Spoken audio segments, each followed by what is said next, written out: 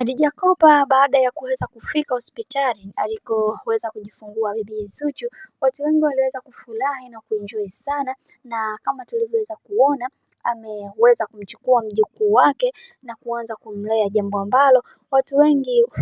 kweli Khadija Kopa ameweza kufurahi sana baada ya kuweza kumuona mjukuu wake, jambo ambalo lilimfanya aweze kuwa na furaha kubwa, akisema kwamba ama hakika mwanangu niliyokuwa namwambia mara zote azae leo hii ameweza kuniletea mjukuu, na muombea kwa Mwenyezi Mungu kila kitu kitakwenda kuwa sawa kwake, na ninaamini kwa uwezo wa Mwenyezi Mungu Zuchu atakuwa moja kati ya kiongozi mkubwa sana katika familia yangu. Lakini tumeweza kuona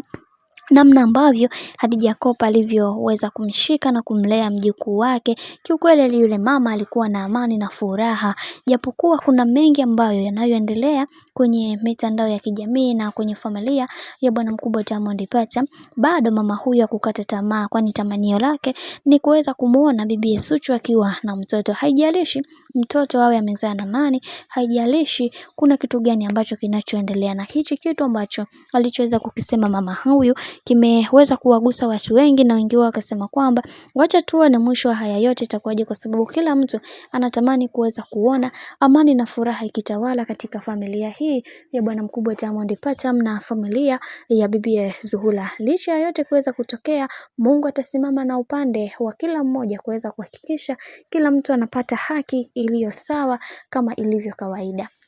Lakini kwa upande wa dada yetu Zuchu tumeweza kuona bado anaendelea vizuri na kila kitu kiko sawa kwa upande wake, na ameweza kufurahi sana baada ya kuweza kumuona mama yake mzazi ambaye ni Khadija Kopa. Nikusihi kama ndo mara yako kwanza, basi usisahau kusubscribe, kulike, kushare pamoja na kucomment, kwa ukifanya hivyo utakuwa umejiweka katika nafasi nzuri ya wewe kuweza kuenjoy na kufurahi pia.